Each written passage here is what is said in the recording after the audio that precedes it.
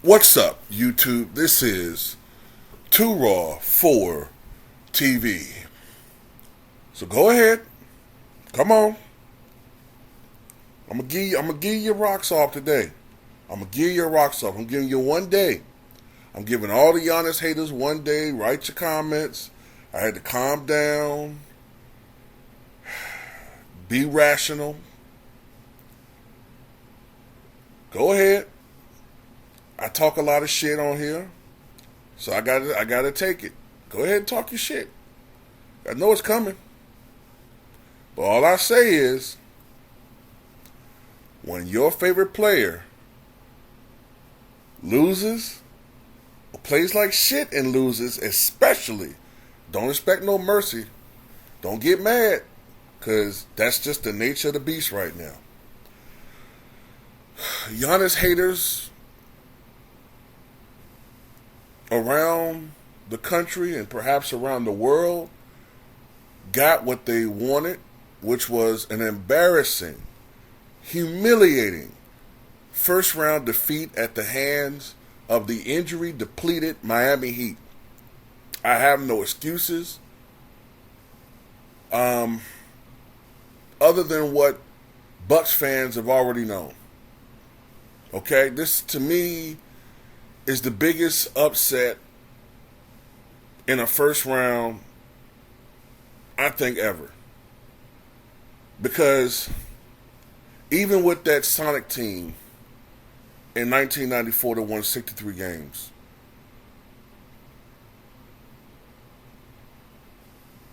I don't think the expectations were that they were going to win a championship. They could have, but most people expected the Bucks to at least get to the Eastern Conference Finals and battle it out with the Boston Celtics, who themselves are fucking around with the Atlanta Hawks.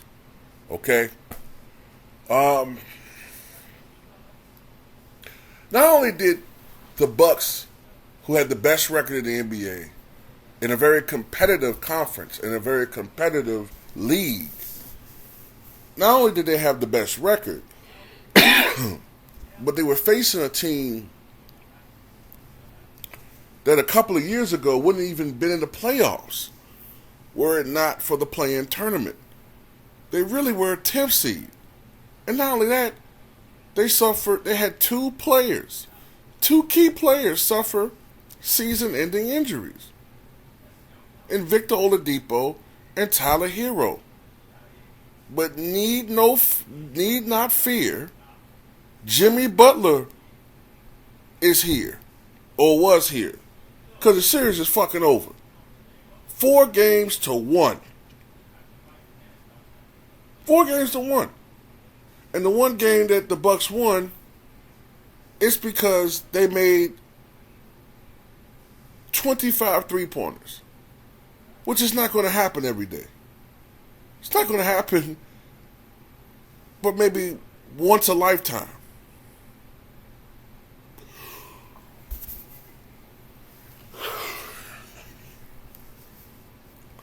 I know a lot of people are putting some of the blame on Giannis. Some people putting a lot of the blame on Giannis. I can't put the lion's share on him, even though I know he missed a lot of fucking free throws. Absolutely. Yes, he deserves some of the blame. I agree 100%. Yes, he deserves some of the blame. Because if he had simply made some free throws, we wouldn't have had to go into overtime.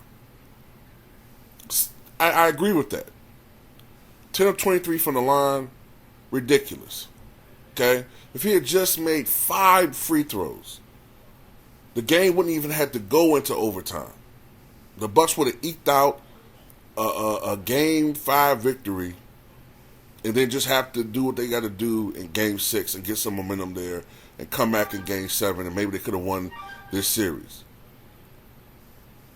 But Giannis did still have 38 points and 20 rebounds. Okay? 38 and 20. It's kind of hard for me, especially dealing with talking with a guy that still, you could see from his movements, was not really Giannis.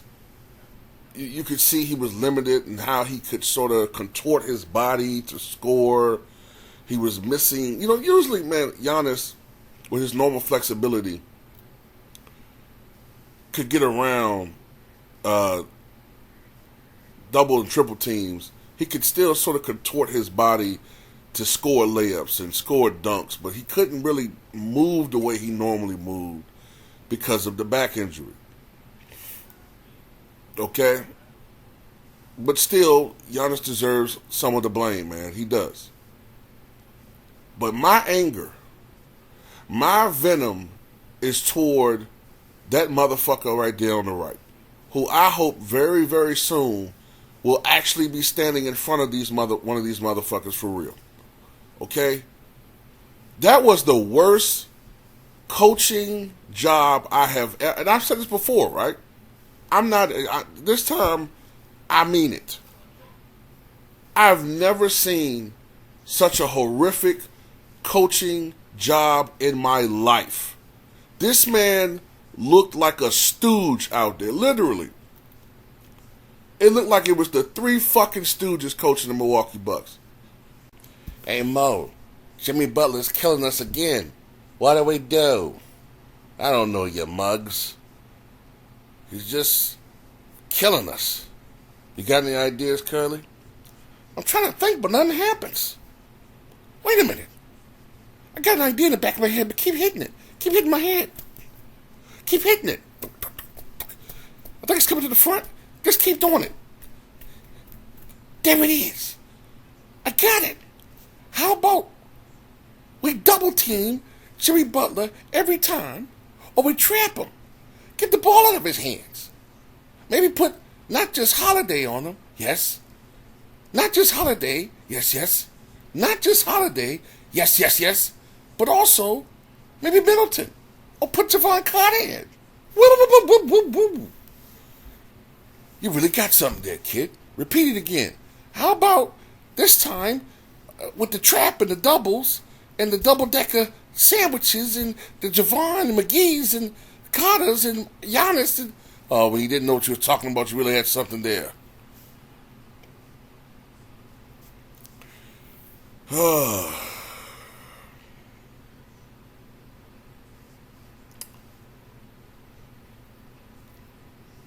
Jimmy Butler scored 30 or more points in 4 out of the 5 games. Scored 42 points in the closeout game. A Miami franchise record 56 points in Game 4. What really gets me is after the 56-point game, any other coach would have gotten the bright idea. This guy is killing us. He's scoring all of their points. As much as I admire Drew Holiday, as great a one-on-one defender as he normally is, he cannot stop Jimmy Butler.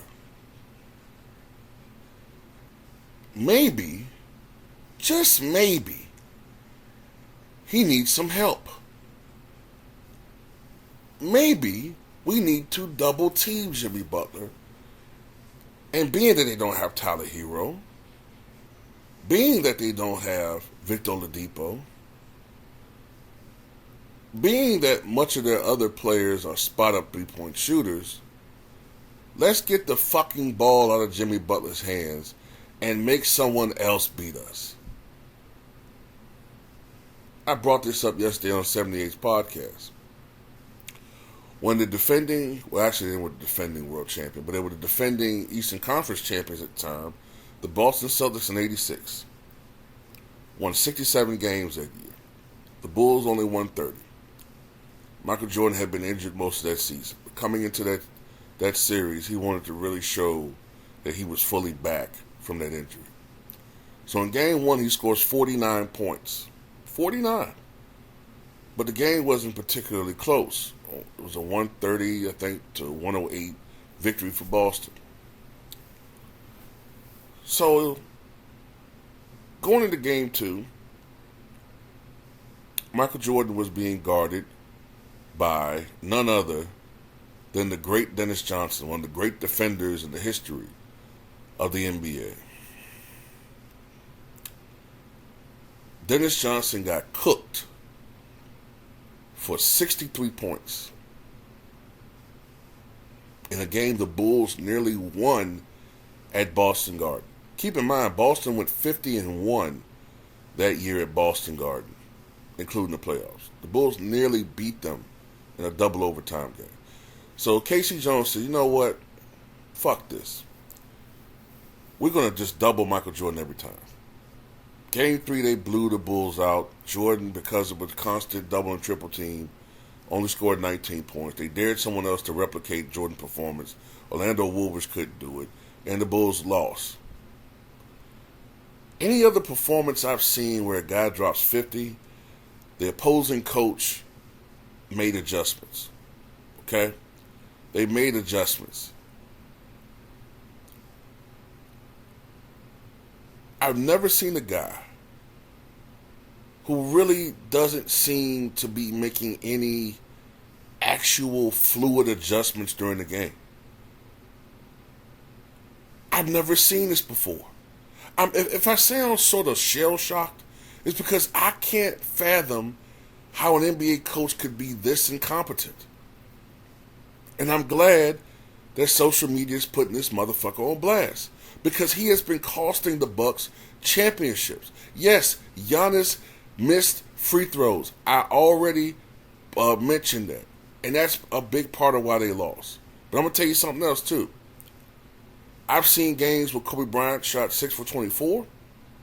I've seen games where Jordan shot 5 for 19 in closeout championship games. 5 for 19, 1996. The point is, you make adjustments. If one guy isn't going offensively, even if it's your key guy, hell, you got to go to other people. Go to Pau Gasol.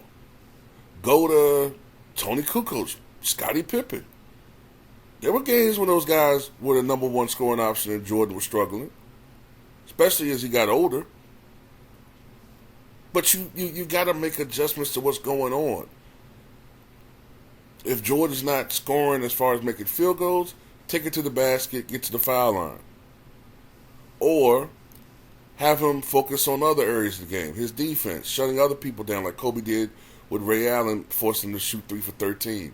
Crashing the boards like Kobe did that game with a game high, I think, 15 rebounds. There are other ways to affect the game.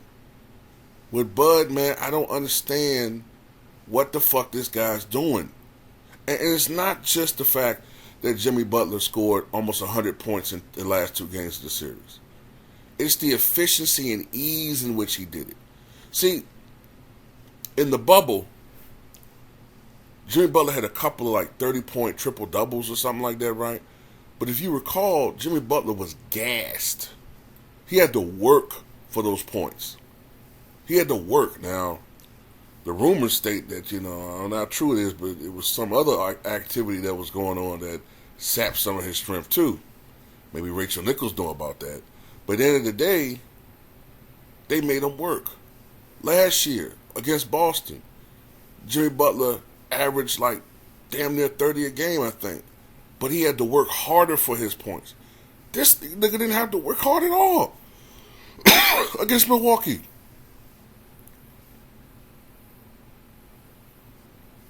At all. It was the easiest scoring performance I ever seen, like big time scoring performance. That was the easiest 56 points I've ever seen anybody have ever. Ever. The easiest 56 points I've ever seen. Ever. Kobe had a harder time dropping the 81 on Toronto, and they were a terrible defensive team.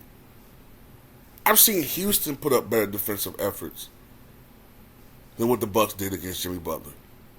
And they knew what was coming every time. And Budenholzer did nothing to stop it. Every time down the stretch in the fourth quarter, you knew that they were going to go to Jimmy Butler, and each time it looked like it caught the Bucks off guard. Then you had Wesley Matthews on Jimmy Butler, who was doing a pretty good job. He was doing a better job than Drew Holiday of containing Jimmy Butler. Then you sit Wesley Matthews and then bring in the dude that's been struggling the whole series in the quarter where Jimmy Butler had been doing most of his damage, and then the inevitable happens. He starts cooking Jimmy Butler, Drew Holiday, cooking him and talking shit to him, which is ruining Drew Holiday's fucking confidence. So now it's affecting his game. He's thinking about it. He don't have the confidence. You can see in the way he's moving. You know, he just didn't look the same. And that's because of Mike Budenholzer.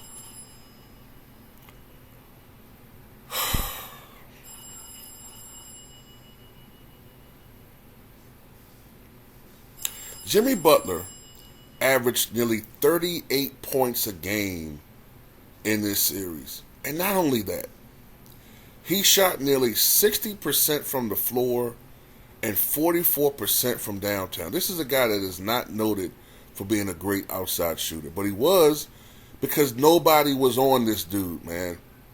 Nobody. Why? Because Chris Middleton's slow, lanky ass and Drew Holiday just could not stay in front of this guy. You needed to double team him. That's what the fuck needed to happen. And he didn't do it. And he didn't do it in Game 5, knowing what Jimmy Butler just did in Game 4. I've never seen anything like before in my life. He's the Forrest Gump. What? No, worse than that. Worse than Forrest Gump, because Forrest Gump was successful. He is the George Costanza of coaches. Stubborn, thinks he's smarter than what he is, really is an idiot and a failure. He's the George Costanza of coaches. Yes, he won a championship. That don't mean a damn thing. Frank Vogel won a championship in 2020, and the Lakers fired him 2 years later. Well, it's time to fire this dude, man, because he's holding the Bucks back. He's holding them back. Please send this video to the official Milwaukee Bucks Twitter account or any account. This man needs to be fired. He is holding the Bucks back. How do you not play Bobby Portis? How do you not play Javon Carter? You had this slow, unathletic team on the court trying to stop these dudes, these Greyhounds. Butler shot 60% from the floor. Off of jump shots. Think about that. 60% for the series. You're going to see in this next round how terrible a coach Mike Budenholzer is. I'm not saying they're going to shut Jimmy Butler down, but he's not going to look anywhere near like that against the Knicks. Trust me. He might average 27, 28 maybe, but you're going to see a realistic performance, man. He made Jimmy Butler look like Michael Jordan on steroids. I hate this coach, man. His mediocrity, no, his incompetence finally caught up with the Bucks. Giannis missed free throws. Yes, he did. But Shaq used to miss free throws too, and Phil Jackson made adjustments accordingly to that.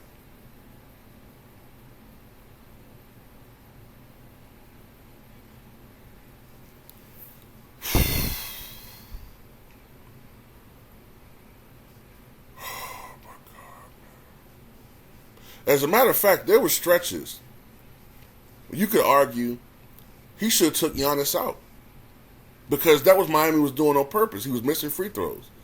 They knew he was having an off night. Take out Giannis for a while. Put in Bobby Portis. Why do you have him? And where was Jay Crowder the last couple of games? Where was he? You totally did not play the players that got you the 58 wins during the season. You just totally abandoned them. All because you got this stupid ass fetish for playing Brooke Lopez and Pat Connaughton and Grayson Allen, who got murdered last year in that Boston series. I don't know what it is with this dude and those three guys. But anyway, I'm done, man. I'm done. I can't. They got to get rid of this dude.